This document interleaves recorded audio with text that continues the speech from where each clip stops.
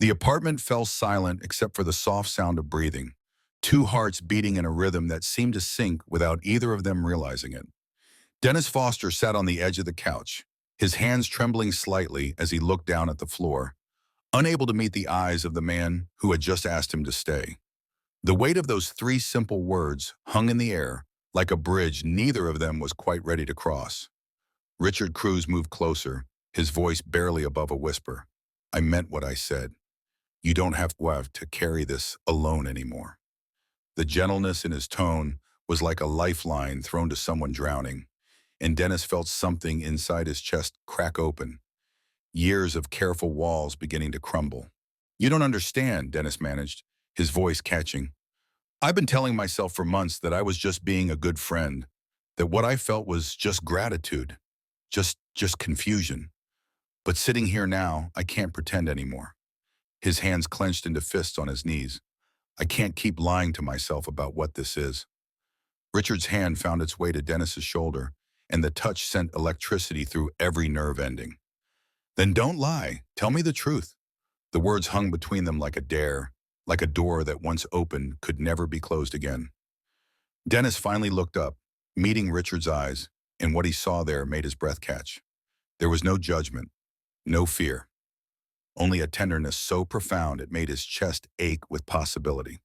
Before we see how this ends, tell us where you're watching from and hype this video in the comments. But to understand how they arrived at this moment, we need to go back to where it all began. 3 months earlier, Dennis Foster had been a man convinced he was destined to carry his burdens alone, and Richard Cruz had been the unexpected light that changed everything. It had started with Dennis had been working as a freelance graphic designer, struggling to make ends meet in a city that seemed determined to crush anyone who dared to dream. His apartment was barely large enough for a bed and a desk, and most nights he survived on instant noodles and hope that felt more like desperation. He had been scrolling through job listings when he saw the advertisement for a live-in assistant position. The address led him to a brownstone in one of the city's quieter neighborhoods. Richard Cruz answered the door himself, and Dennis's first thought was that this man looked like he had stepped out of a magazine. Tall and lean with dark hair that seemed perpetually tousled in just the right way, Richard had the kind of smile that made you feel like you were the only person in the room. "You must be Dennis," Richard said, extending his hand. "I'm Richard. Thank you for coming." The handshake lasted perhaps a second longer than necessary, and Dennis found himself cataloging the warmth of Richard's palm, the firmness of his grip, the way his eyes crinkled slightly at the corners when he smiled. Richard led him through the house, explaining the job as they walked. He was a writer, working on his second novel, and he needed someone to help manage the practical aspects of his life: grocery shopping, meal preparation, basic housekeeping, scheduling appointments. Quote 7, Richard said as they stood in the kitchen, sunlight streaming through tall windows. Quote 8 a.m. Dennis laughed, surprising himself with how natural it felt. Quote 9, quote 10. Richard's smile was infectious. "I mean, if you want the job, I have a good feeling about this." That had been 3 months ago, and Dennis had been living in Richard's guest room ever since. It was the most stable his life had been in years, and he told himself that was why he felt so content. It had nothing to do with the way Richard hummed while he made coffee in the mornings, or how his face lit up when he talked about his writing. Dennis had become an expert at lying to himself. The routine they developed was simple and comfortable. Dennis would wake early, prepare breakfast, and handle the grocery shopping and errands while Richard wrote. In the evenings, they would eat dinner together and talk about everything and nothing. Richard was curious about Dennis's design work, always asking to see his latest projects, offering encouragement and genuine interest. "You're incredibly talented," Richard said one evening, looking through Dennis's portfolio. Dennis shrugged, uncomfortable with the praise. "Dennis, I'm quite done," Richard replied. Quoted monsters. The way Richard said it, like being himself was something valuable, made Dennis's chest tighten with an emotion he wasn't ready to name. It was during the second month that Dennis began to notice the subtle changes in their dynamic. Richard had always been tactile, but lately those touches seemed to linger. A hand on Dennis's shoulder when he brought him coffee, fingers brushing when they reached for the same book, the way Richard would sit just a little closer on the couch during their evening conversations. Dennis told himself he was imagining it. Richard was straight, had mentioned an ex-girlfriend in passing. He was just a naturally warm person, and Dennis was reading too much into innocent gestures. But then came the night that changed everything.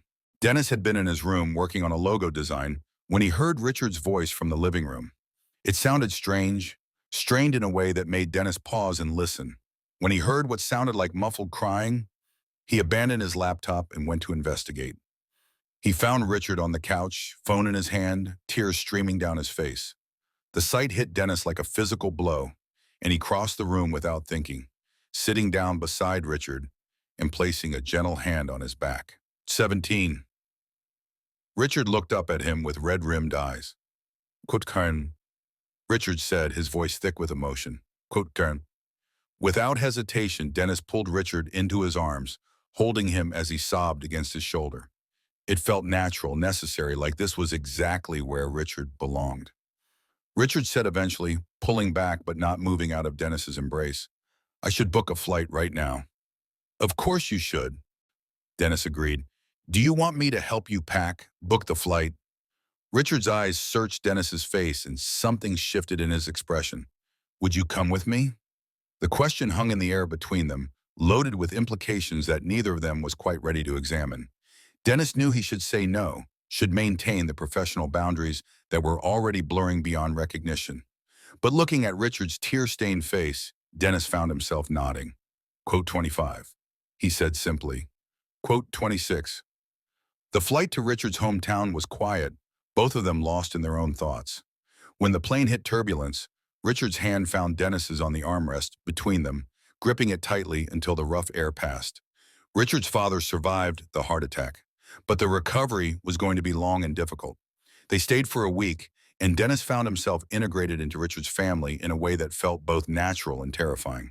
Richard's mother treated him like he belonged there, including him in family dinners and conversations as if he were more than just Richard's assistant.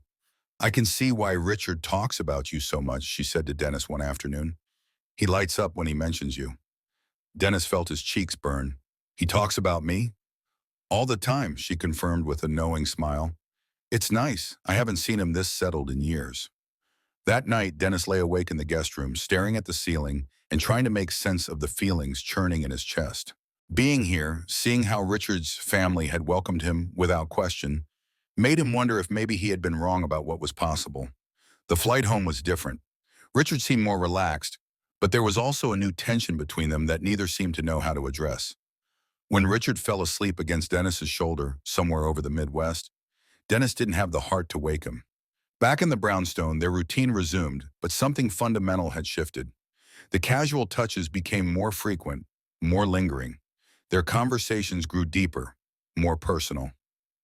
Richard began sharing details about his writing that he had never mentioned before. Quote 32. Richard said one evening, laptop balanced on his knees. Quote 33. Dennis looked up from his own laptop. Quote 30, quote Mount. Richard's eyes met Dennis's across the space between them. Quote 36. The words felt heavy with meaning, like Richard was trying to tell him something important without actually saying it. Quote 37. Dennis asked, his voice quieter than he had intended. Quote 38. Richard's gaze dropped to his laptop screen, then back to Dennis's face. Quote 39. The silence that followed felt charged, electric, full of possibilities that neither of them was quite brave enough to voice. Quote 40. Dennis managed. Quote come on, Richard said softly. Quote what's up, That night, Dennis lay awake thinking about Richard's words, about the possibility that maybe he wasn't imagining the connection between them after all. But with the hope came fear, the terror of ruining the best thing in his life by wanting more than he had any right to want. The next few weeks passed in a haze of heightened awareness. Every interaction felt loaded with subtext. Every casual touch sent shockwaves through Dennis's nervous system. He found himself cataloging moments.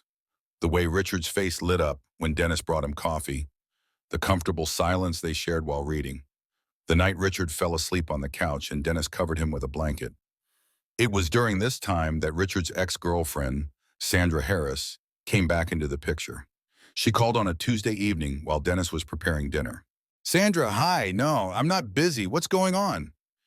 Dennis could hear Richard's side of the conversation from the kitchen. There was a long pause. Quote 45, another pause. Quote 40 some. When Richard appeared in the kitchen a few minutes later, Dennis was still standing at the counter, trying to process what he had heard. Quote 47, Richard said, moving to stand beside Dennis. Quote 48, Dennis forced himself to continue chopping vegetables. Quote 49, quote chime. Richard's voice was firm, certain. We weren't right for each other. I think I knew that even when we were together. Scared of what? Richard was quiet for a long moment, scared of wanting something different, something that felt more real. Richard's hand found its way to Dennis's wrist, stilling his chopping motion.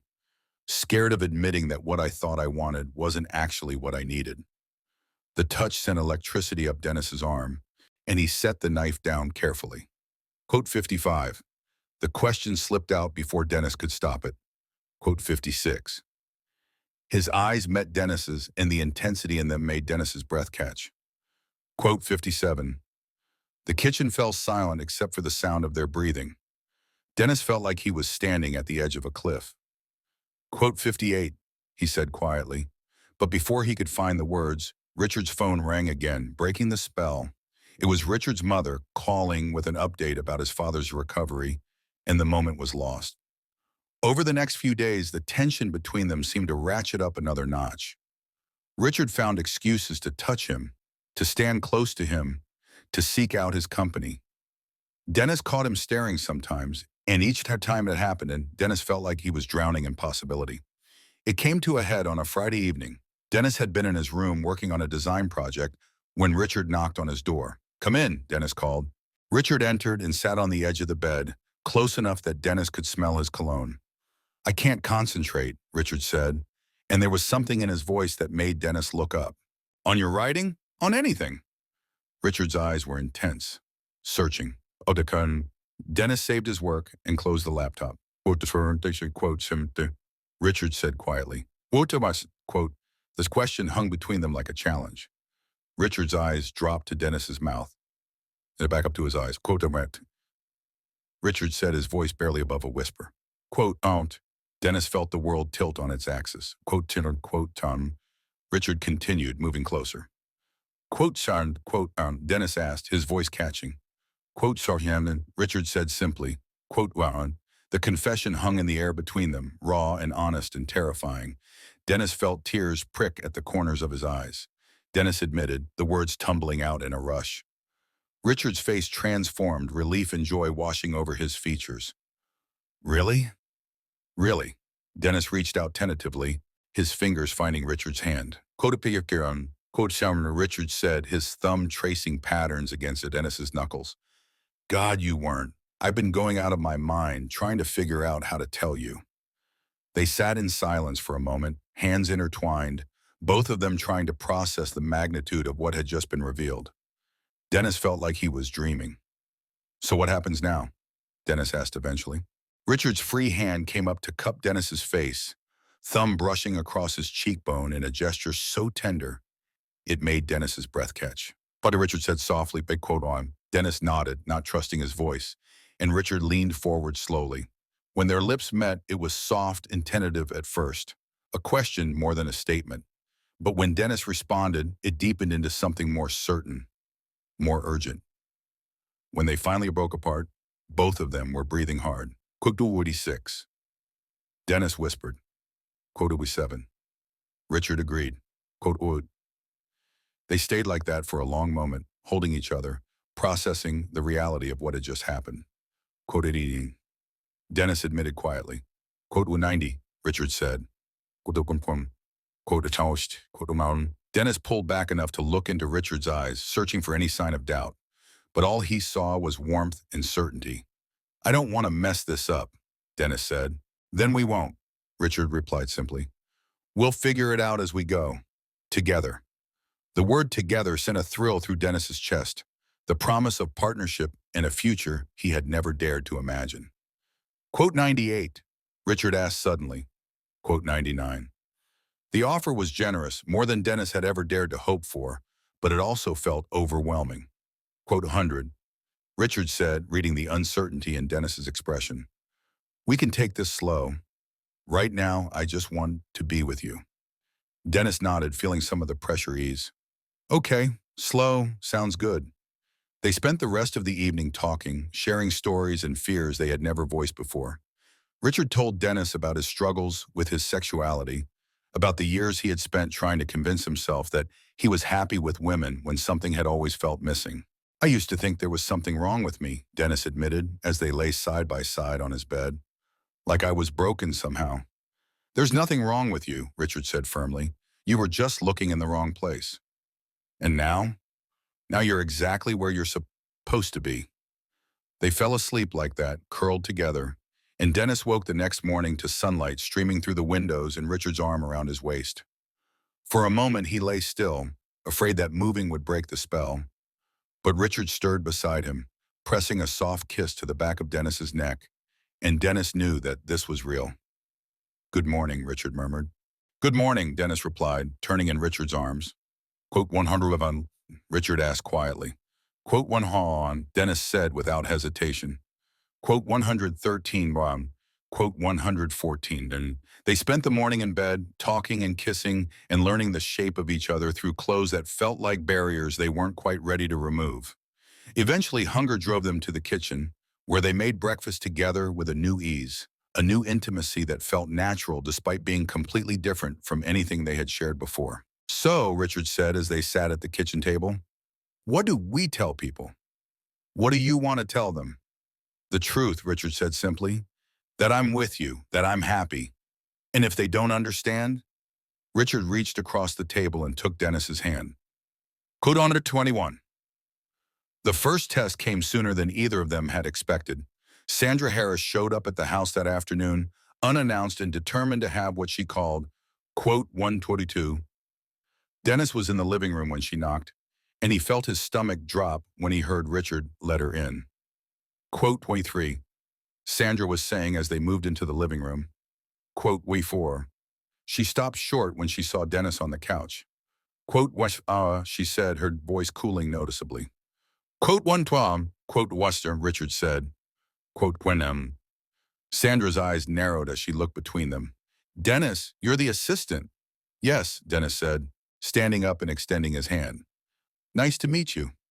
Sandra shook his hand briefly, her smile sharp. How convenient, living here, working here. The implication was clear, and Dennis felt heat rise in his cheeks. But before he could respond, Richard stepped forward. Actually, Sandra, there's something I should tell you. Dennis and I are together now, romantically. The silence that followed was deafening. Sandra's face went through a series of expressions before settling on something that looked like disgust, she said flatly. Richard replied, moving to stand beside Dennis. Quote Orson, quote Arwa, she said, her voice rising. Quote Wathurvi and quote Furious, Richard said firmly. Quote 40, quote Furfmayan, Sandra repeated mockingly. Quote 142, quote 143, Richard said calmly. 144. The word, quote 145, hit Dennis like a physical force, and he turned to look at Richard with wide eyes. They hadn't said it yet, but hearing Richard say it so matter-of-factly made Dennis's heart race. Sandra's face had gone pale. This is ridiculous. You are throwing away everything we had for some confused fantasy. I won't, Richard said simply, because I'm not going to realize it's a mistake. This is who I am. Sandra stared at him for a long moment, then turned and walked toward the door. I hope you're happy with your little experiment, Richard, but don't come crying to me when reality sets in. The door slammed behind her, leaving Dennis and Richard standing in the sudden quiet. I'm sorry about that, Richard said quietly. Did you mean it? Dennis asked, his voice barely above a whisper. Which part? The part where you said you loved me. Richard turned to face him fully.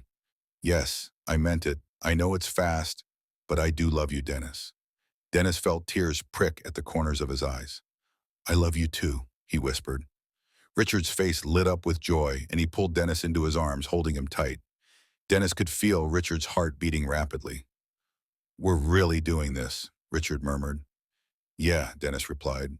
We really are. The next few weeks were a whirlwind of change and discovery.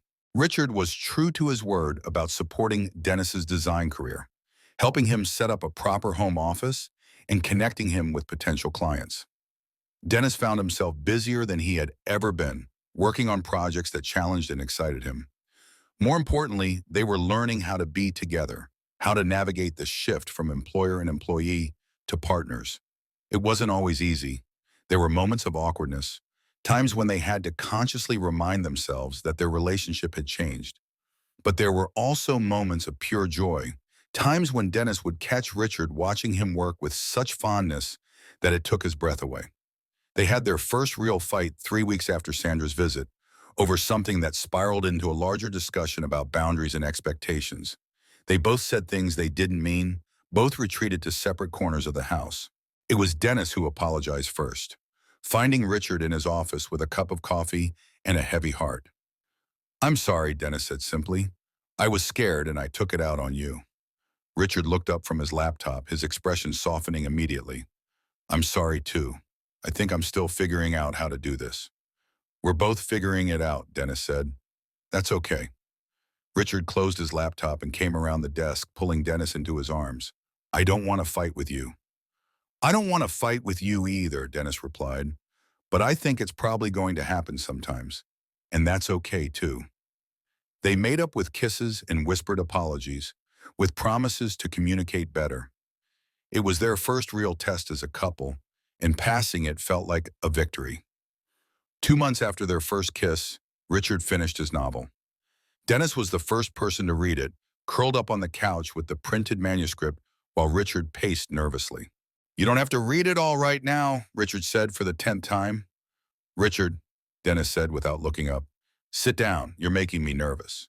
The novel was beautiful, a story about a man who discovers that the life he thought he wanted isn't the life that will make him happy. It was clearly inspired by Richard's own journey, but it was also universal. "It's incredible," Dennis said when he reached the final page. "Richard, this is really incredible." "Really?" Richard's face was hopeful, but anxious. 173, quote 24. Dennis replied, setting the manuscript aside. Quote 75.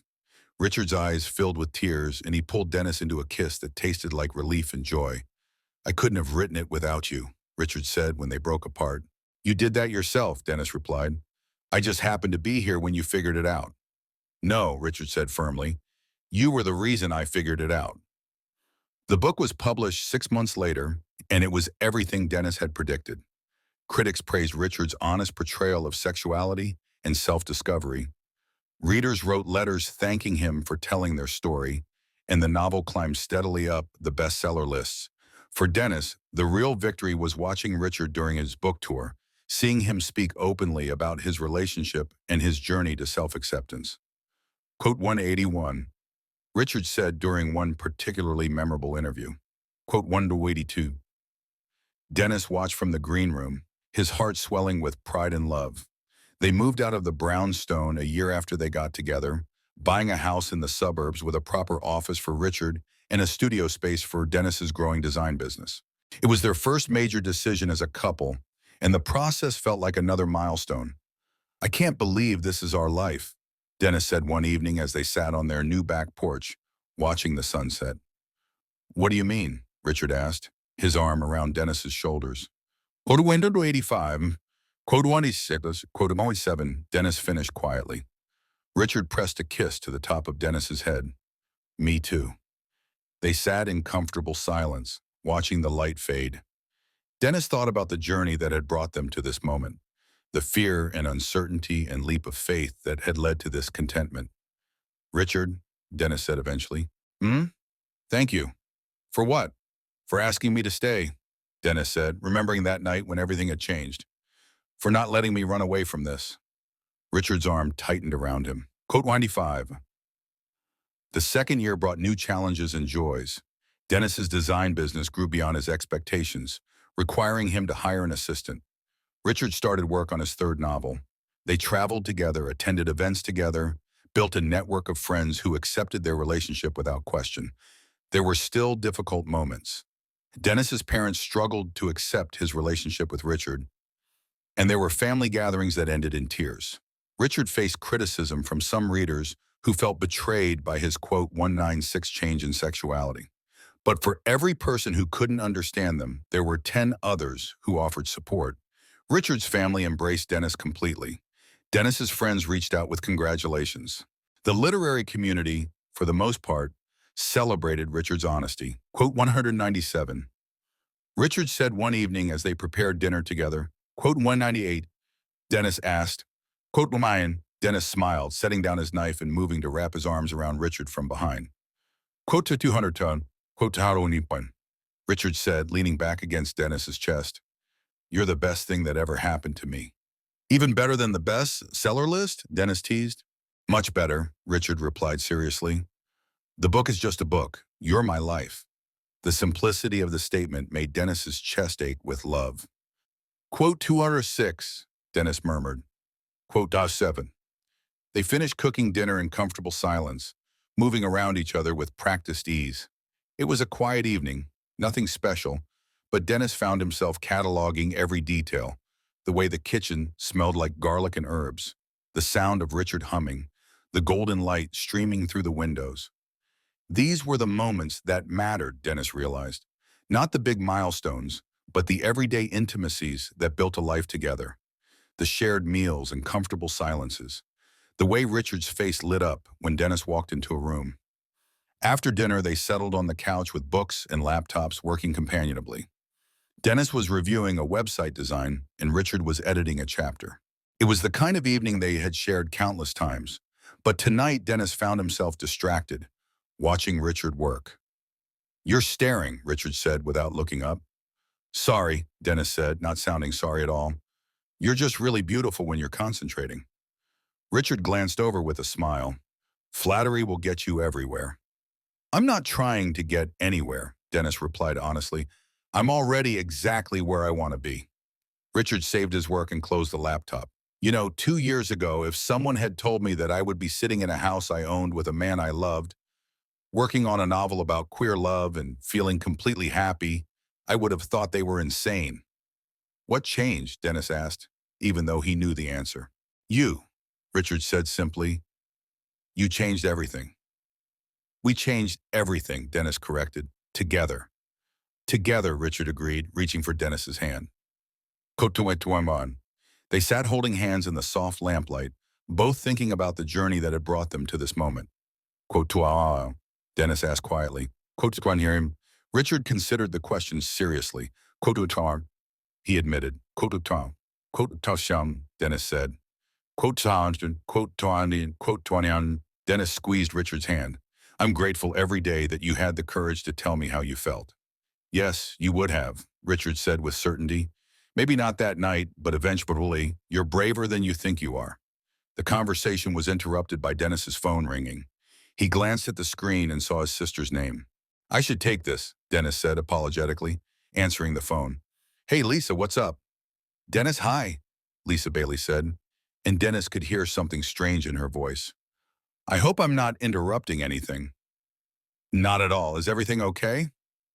There was a pause, and Dennis felt his stomach clench with worry. Actually, I was calling because I have some news, Lisa continued. Good news, I think. I hope. What kind of news?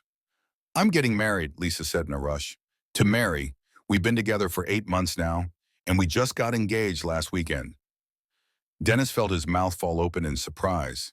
His sister had never mentioned dating anyone named Mary, had never mentioned dating women at all. Lisa, that's wonderful, Dennis said, finding his voice. I'm so happy for you. I know. I've been kind of private about it because I was still figuring things out. But watching you and Richard, seeing how happy you are together, it gave me the courage to be honest about what I wanted.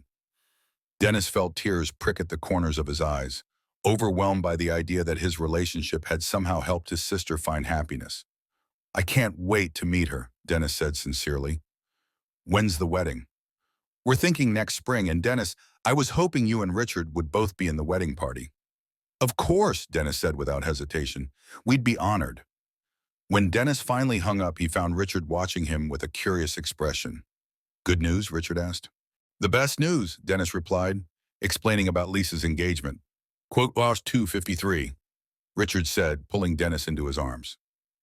Quote flowers 254, quote toward the 255, Dennis said, still processing the conversation. Quote to 256, quote 257, Richard asked. Quote to 258 and quote to 250, Richard said, seriously. Quote to 260. The idea was both humbling and inspiring. Dennis had never thought of their relationship as something that could impact others. Dennis said suddenly, the words bursting out with an intensity that surprised them both. Quote 262, Richard replied. Quote 263. The wedding planning process brought Dennis and Lisa closer than they had been in years. She and Mary visited several times, and Dennis was delighted to see how happy his sister was. Mary was wonderful, funny, and kind, and obviously devoted to Lisa. Richard said one evening after Lisa and Mary had gone back to their hotel, quote 265, quote 266, Dennis smiled, remembering that feeling well. Quote 267, quote 10, Richard said, pulling Dennis close. Quote 269, quote 270, Dennis admitted. The wedding itself was beautiful, a small ceremony in Lisa and Mary's backyard.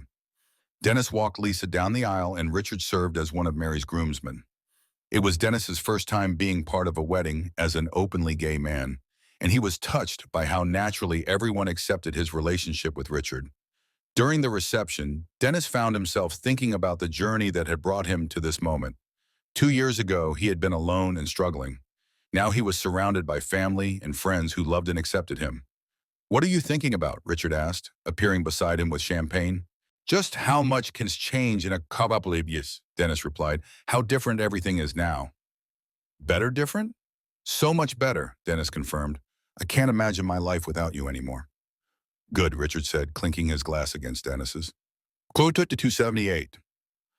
Later that evening, as they slow danced, Dennis felt a sense of completeness that was almost overwhelming. Quote Tadahudinine, he said quietly. Quote Dorshawadi. Quote Charity. Quote. Richard pulled back to look at Dennis's face. You never have to thank me for loving you, he said quietly. It's the easiest thing I've ever done. As they swayed together on the dance floor, Dennis felt a profound sense of gratitude wash over him, not just for Richard, but for the entire journey that had brought him to this moment. I have something to tell you, Richard said suddenly, his voice barely audible over the music. Dennis felt a flutter of nervousness. What is it? I've been thinking about something for a while now, and tonight seems like the right time to bring it up. Okay, Dennis said carefully. Richard took a deep breath. I want to marry you. The words hit Dennis like a physical force, and he stopped dancing entirely, staring at Richard with wide eyes. What? Dennis whispered. I want to marry you, Richard repeated, his voice stronger this time. I know we haven't talked about it, but I can't imagine my future without you in it. I want to make this official. Dennis felt tears spring to his eyes, felt his heart racing with joy and terror and overwhelming love. Are you proposing to me? Dennis asked, his voice shaking. Not officially, Richard said quickly. I don't have a ring, and I know you'd probably want something more romantic. But I wanted you to know that I'm thinking about it, that I want it. Dennis stared at him for a long moment, processing the magnitude of what Richard had just said. I want it too, Dennis said quietly. I want to marry you too. Richard's face lit up with joy, and he pulled Dennis into a kiss right there on the dance floor. When they broke apart, both of them were crying a little. Quote, do I, Richard asked. Quote 300, Dennis confirmed. Quote 301. The drive home was quiet, both of them processing the conversation they had just had and the commitment they had just made to each other. Quote 302, Dennis asked as they pulled into their driveway. Quote 303, quote 304. Richard parked the car and turned to face Dennis. Quote through quote through sound, quote authormanement, Richard admitted. Quote through on, Dennis felt his heart skip a beat. Quote through quote on, quote 311, Dennis said without hesitation. Quote 3 quote Richard repeated as if testing the word. Quote Frana, quote, Dennis said, leaning across to kiss Richard softly. Quote 316 and quote 317. They sat in the car for a few more minutes, holding hands and talking about their future, about the wedding they wanted to have and the life they wanted to build together. Richard said eventually, quote 3199, quote Arnon, Dennis agreed, and quote Trunson, quote Trunan, quote Farza, quote Tom, and Richard said softly. Quote Fadlan, quote Trallan, quote Chin, Dennis said simply. Quote Trallan, Richard's eyes filled with tears, and he squeezed Dennis's hand tightly. Quote 329. The wedding planning process was everything Dennis had hoped it would be. They decided on a small ceremony in their backyard with just close family and friends. Lisa and Mary helped with the planning, and Richard's family was thrilled. Dennis's parents struggled with the news at first, but they came around when they saw how happy Dennis was. Richard's mother immediately launched into planning mode, and his sister offered to handle the photography. The months leading up to the wedding were busy but joyful. Dennis's design business continued to grow, and Richard finished his third novel. They bought new furniture, planned a honeymoon to Europe, and slowly checked items off their wedding to-do list. Quote 3, Lisa asked Dennis the night before the wedding. Quote 3, Dennis replied honestly. Quote 3, Lisa said with a smile. Quote, first, the wedding day dawned clear and beautiful, with perfect October weather. Dennis woke up in their guest room, having spent the night apart from Richard at Lisa's insistence. He spent the morning getting ready with Richard's brother-in-law and his own college roommate, who had flown in to serve as his best man. Quote 335, his best man said, as Dennis adjusted his tie. Quote 336. Dennis replied, checking his reflection. He was wearing a navy suit that Richard had helped him pick out, and he had to admit that he looked good. More importantly, he felt ready. Quote Trauma, his best man asked. Quote Try, Dennis said without hesitation. Quote Try, the ceremony itself was a blur of emotion and joy. Dennis's clearest memory was of the moment when Richard appeared at the other end of the aisle, looking handsome and nervous and so full of love that it took Dennis's breath away. Quote Byron, he began, looking directly into the eyes of the man he was about to marry. Quote Gualman, he paused, overwhelmed by the magnitude of what he was trying to express. Quote 342. Richard's vows were equally emotional, and by the time they exchanged rings, there wasn't a dry eye in the assembled group. Quote 343, quote the officiant said with a smile. The kiss was soft and sweet and full of promise, and when they broke apart, both of them were crying and laughing. Quote Richard whispered. Quote Decau, Dennis agreed. The reception was everything they had hoped, intimate and joyful and full of love. They danced their first dance to the same song they had been dancing to when Richard first mentioned marriage. Richard asked as they swayed together. Quote 347. Dennis replied without hesitation. Quote 348. Quote Friant, Richard said. Quote 350. And it was, as Dennis looked around at their friends and family, at the life they had built together, at the future stretching out before them, he knew that Richard was right. This wasn't the end of their story, it was just the beginning. 5 years later, Dennis Foster Cruz sat in his design studio, working on a logo for a major tech company, while his husband worked on his latest novel in the office next door. It was a quiet Tuesday afternoon, the kind of ordinary moment that had become extraordinary simply because it was theirs. The doorbell rang, interrupting his concentration. He opened the door to find a young man about his own age from years ago, looking nervous and uncertain. He was holding a piece of paper that Dennis recognized as a printout of a job posting. Hi, the young man said, his voice shaky with nerves. I'm here about the assistant position. I know I don't have an appointment, but I was in the neighborhood and thought I'd take a chance. Dennis felt a smile tug at the corners of his mouth as he remembered another young man who had taken a similar chance years ago. Of course, Dennis said, stepping aside to let him in. I'm Dennis. What's your name? Carl Peterson, the young man replied, looking around with the same mixture of hope and desperation that Dennis remembered feeling.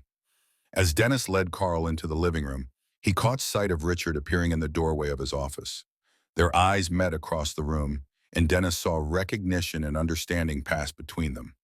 Richard, Dennis called, this is Carl Peterson. He's here about the assistant position. Richard joined them, his expression warm and welcoming. Nice to meet you, Carl. Can I get you some coffee? Coffee would be great, Carl said, some of the tension leaving his shoulders. As Richard went to the kitchen, Dennis studied the young man sitting across from him.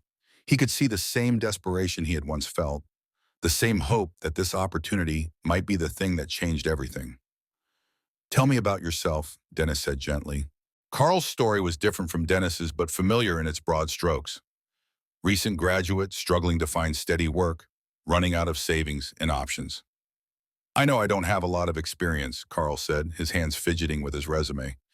But I'm willing to work hard, and I learn quickly. Experience is overrated, Dennis said, echoing words Richard had once said to him. What matters is authenticity, being yourself. They spent the next hour talking with Carl about about their lives, about what it might be like to work for them. Dennis found himself thinking about the chain of events that had brought them all to this moment. We'll need to discuss it and get back to you, Richard said as the interview wound down. But I have a good feeling about this. After Carl left, Dennis and Richard sat in their living room, both processing what had just happened. He reminds me of someone, Richard said with a smile. Yeah, Dennis agreed. He reminds me of me. Are we really going to do this? Hire someone to help us when we're perfectly capable of managing on our own? Dennis thought about the question seriously. They didn't really need an assistant anymore. But looking at Carl, seeing the hope and desperation in his eyes, Dennis had felt an overwhelming urge to pay forward the kindness that had changed his own life. Quote 371, and Dennis said finally. Quote is servant. Quote was here. Quote was fire. Dennis replied. Quote on 375. Richard reached for Dennis's hand, intertwining their fingers in the gesture that had become as natural as breathing. I love you, Richard said simply. I love you too, Dennis replied. Thank you. For everything. For taking a chance on a desperate stranger 5 years ago. For changing my life. For showing me what it means to be truly happy. Richard brought Dennis's hand to his lips, pressing a soft kiss to his knuckles. Quote 380. As they sat together in the house they had made into a home, Dennis thought about the journey that had brought them to this moment. It had started with a job posting, a desperate young man, and a kind stranger willing to take a chance. And now they had the opportunity to be that kind stranger for someone else, to offer the same gift of possibility that had been offered to them. Quote 381, Dennis asked. Quote 382, quote 380. Richard smiled, that brilliant smile that had captivated Dennis from the very first day. Quote 384. As Dennis reached for his phone, he felt a profound sense of gratitude wash over him. For Richard, for their life together, for the chance to pass on the kindnesses that had saved them both. He dialed Carl's number, and when the young man answered, his voice bright with hope, Dennis smiled. Carl, it's Dennis. We'd like to offer you the room if you're still interested. The joy in Carl's voice was audible, and Dennis felt his heart swell with the knowledge that they were about to change someone's life the way theirs had been changed. As he hung up the phone and turned back to Richard, Dennis realized that this was what love really meant. Not just the romantic love they shared, but the larger love that connected all people. The willingness to see someone else's potential and help them realize it. Welcome to the family, Carl, Dennis said quietly, and Richard squeezed his hand in agreement. They were exactly where they were supposed to be, doing exactly what they were meant to do, and it was perfect.